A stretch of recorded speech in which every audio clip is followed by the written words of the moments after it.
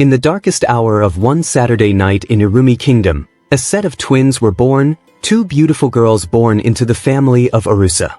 Their father was a successful gold merchant who traded far and wide. He named the newborn twins Ero and Asak.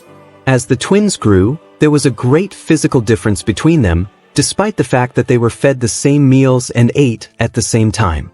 Yet the twin named Ero looked too thin, skinny, and tall, while Asak, the other twin, looked stout. As they grew older, Ero became the object of mockery for everyone in the village because of her figure. They called her horrible names like Skeleton and Ajagbi, which means thin fish, and she would often cry back home where her parents always did their best to pacify her. Even her twin sister, Asak, would also give her words of encouragement. No one wanted to be Ero's friend. Most social groups in the village rejected her. The few groups that accepted her used every chance they got to humiliate her, laugh at her, and make her stop attending their meetings. Asak, her twin sister, on the other hand, had so many friends and was a member of various social groups in the village. The only thing that kept Ero sane in all of this madness was her cooking skills. She was a really wonderful cook, to the extent that whenever she prepared food for her family, everyone ended up licking their plates and praising her for the delicious meal. Her home was really the safe haven for her, but whenever she stepped out of the house, the wolves in the form of villagers were always there to ridicule her for being skinny, especially whenever she and her twin sister went to the market. People started to compare, whisper, gossip, and stare. One afternoon, the twins headed to the market to get some food ingredients. "Why did you suck Ero's blood?" a fish seller said while giggling hard, and everyone in the market joined in laughing. "Watch out for the strong wind tomorrow, Ero, so you don't lose your balance," another person added. Ero was so sad and dejected that she couldn't even utter a word. "You should all be ashamed of yourselves," Asak fired back angrily at them. "Most of you have children, and if you don't, it must be because you are too bitter to have one. But I am sure you have siblings, yet you behave like fools." Ero was so happy her twin sister had her back. Asak would always stand up for Ero against the mean bullies until one day Asak's boyfriend, named Aru, came visiting. Aru is the son of a famous cocoa farmer, and he has been in a love relationship with Asak for the past 2 years. He came to inform her that they wouldn't be getting married anymore because his family was not in support of their union. "Why am I not good enough for you?" Asak asked Aru in tears. "You know you are perfect, but my parents fear your twin sister's skinny genes might manifest in our children if we get married," Aru explained. Asak couldn't believe her ears. Her world came crashing down, and she began to resent her twin sister. She was still crying herself to sleep every night when she was also sent out of all her social groups because people didn't like how she stood up for her skinny twin sister. Asak blamed all her woes and misfortunes on her sister, Ero, and decided she was going to make her life miserable. One day, Ero cooked a delicious meal for the house like she always did, but Asak came into the kitchen and poured sand into the pot of food her sister had just made. Ero looked confused. "Why did you do that?" she screamed. "Shut your mouth, skinny witch," Asak fired back. The following week, Ero fetched a bucket of water and left it in the bathroom to go into her room and get herself changed before having a bath. Asak sneaked into the bathroom and poured something into her sister's bathing water. Unknowingly to Ero, she returned and took a bath with the contaminated water. She started to itch all over, scratching herself so badly that she screamed loudly. Her parents had to rub her body with palm oil before the itching reduced. Asak was laughing all through, which made Ero realize her twin sister had done this to her. Unlike before, when Asak stood up for her in public, now, whenever they went to the market, Asak would loudly call Ero a skinny skeleton in the presence of everyone to make them see and hear that she had stopped standing up for her. This made Ero so sad, and she cried day and night. Their parents would scold Asak and warn her to desist from humiliating Ero. "She is your twin sister, for crying out loud. I didn't raise you to be this way," their mother would say, but still, Asak felt no remorse and refused to listen. "Ero destroyed my life. The love of my life, Aru, left me because of this thin stick," Asak shouted. Their mother, who couldn't believe what she just said, got so angry and slapped Asak hard on the cheek. It was mockery and humiliation every day for Arrow from her twin sister and the entire village. But there came a time when the twins' village, known as Irumi Kingdom, and two other neighboring kingdoms, Mori and Bor, were preparing for a once-in-a-decade contest called the Queen Maiden Competition. For this competition, each kingdom was supposed to put out 3 of their most capable, competitive, and beautiful maidens to represent the kingdom. The villagers in Irumi started projecting the names of the 3 maidens they liked or thought would represent their kingdom in the Queen Maiden Competition. Some even jokingly mentioned Arrow's name, and they all laughed out mockingly. "Who will put a skeleton forward to represent you humans?" one of them added, and they all laughed again. One of the other kingdoms would be hosting this year's competition because Irumi hosted the last one. Arrow went to fetch water at the village stream one afternoon when she met a man called Adio. Adio is one of the organizers of the Queen Maiden Competition from the neighboring kingdom hosting this year's contest. But Adio didn't know this immediately. When he saw Arrow, he was so thrilled and amazed by her stature. "What beauty is this?" he said to Arrow. "You are blessed with a lovely figure that many people would kill for." Arrow looked so confused hearing these words. She thought he was just being sarcastic, but Adio looked really thrilled and told her he was in their village to get the names of the 3 maidens who would represent them in the upcoming competition. "I am sure your name would be on the list because you look fit for the competition," Adio said confidently. But Arrow told him that that wasn't going to happen because everyone hated her in the village and wouldn't even think of recommending her for such a competition. She also sighed in disappointment. "He's the first person to ever think of my stature as good. Everyone else calls me skeleton and other bad names," Arrow said. Adio was shocked to hear this and persuaded her to dress well and make sure to come watch the competition, even if she wasn't going to partake. Arrow hesitated at first but later agreed to show up on the day of the competition. The other 2 kingdoms, Mori and Bor, traveled down to the palace of the host kingdom, Bor, where the competition would take place. The twins and their parents were also present, all looking radiant and elegant. After the 3 girls representing each kingdom in the competition were called out, the organizers announced that there would be an additional contestant sponsored by the host king himself. One of the privileges the host king enjoys in the Queen Maiden Competition is the power to add 1 more maiden as one of the contestants. Everyone was eager to know the lucky maiden that would be joining the other 9 contestants. The organizers then called out the name of Arrow as the chosen contestant sponsored by the king to join the other maids. She was so shocked. Her fellow villagers were also confused, shocked, and jealous of this.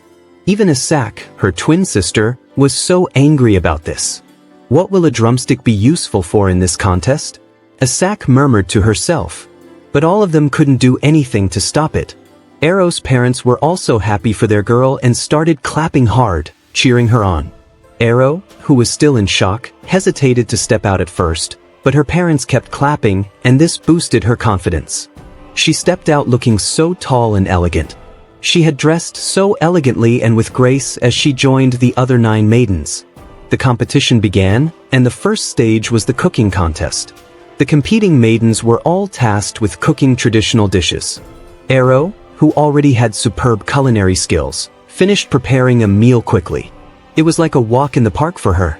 The judges tasted the meals cooked by the 10 maidens and announced the 5 maidens who did so well and would be proceeding to the next stage of the competition. It was no surprise to hear Arrow as one of the 5 victors. After all, she was a good cook who had made delicious meals already for her family before the contest. The second stage was about finding a treasure that was hidden in the forest, and the first maiden to return with the hidden treasure would be crowned the Queen Maiden of the 3 kingdoms. But there was a catch. The 5 maidens had to swim across a river to get to the forest where the treasure was hidden.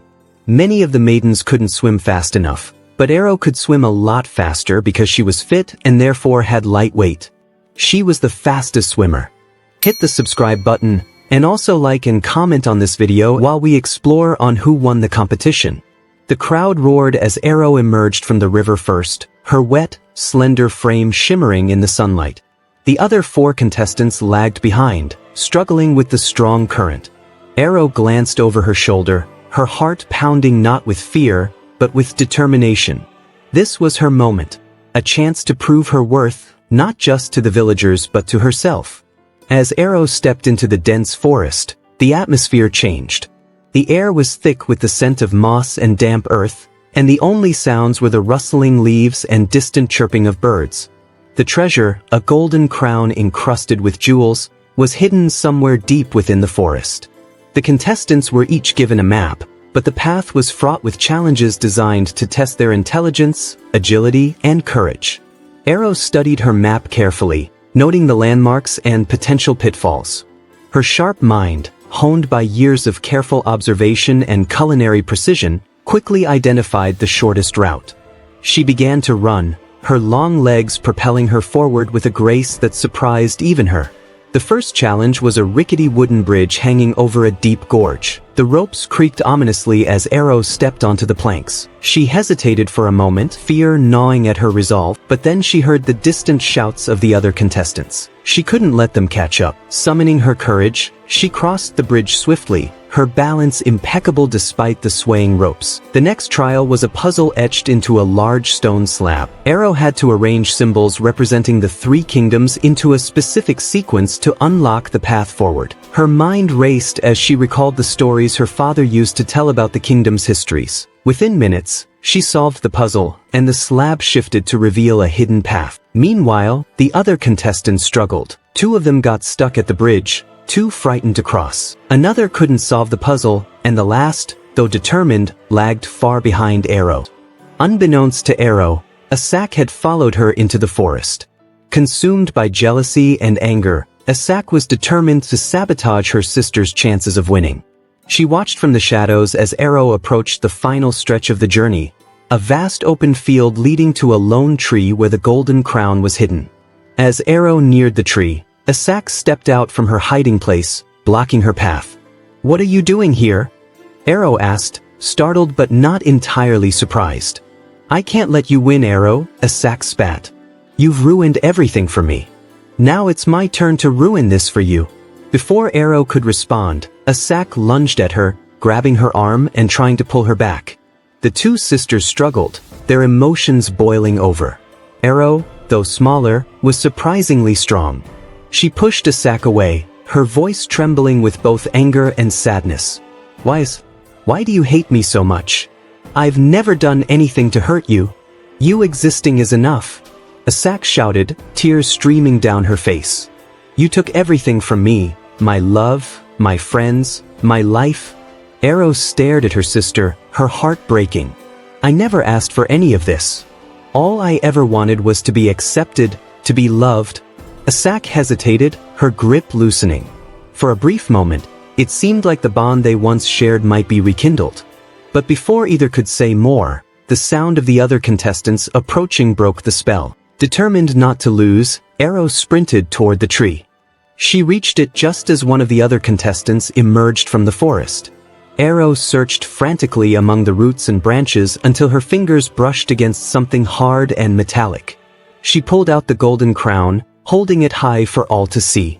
The crowd erupted into cheers as Arrow returned to the competition grounds, the crown gleaming in the sunlight. The king of the host kingdom stepped forward, his expression one of admiration and pride. "Behold the queen maiden of the three kingdoms," he declared. "Arrow, of Irumi Kingdom, has proven herself worthy of this title through her strength, intelligence, and perseverance." Arrow's parents cried tears of joy, their daughter's triumph a vindication of her worth. The villagers, who once mocked her, now looked at her with awe and newfound respect. Even Asak, standing silently in the crowd, felt a pang of guilt and regret. As the festivities began, Arrow was crowned and adorned with gifts from the three kingdoms. She stood tall and radiant, her confidence shining brighter than the jewels on her crown. She addressed the crowd, her voice steady and filled with emotion. "All my life, I've been judged for my appearance," she said. "But today I stand here not because of how I look, but because of who I am. Let this be a lesson to all of us. True beauty lies in our hearts and actions, not in the judgments of others." The crowd erupted into applause, her words resonating deeply with everyone present. Later that evening, Asak approached Arrow. She looked down, unable to meet her sister's gaze. "I'm sorry," Asak whispered. "For everything." Arrow placed a hand on her sister's shoulder, her eyes filled with compassion.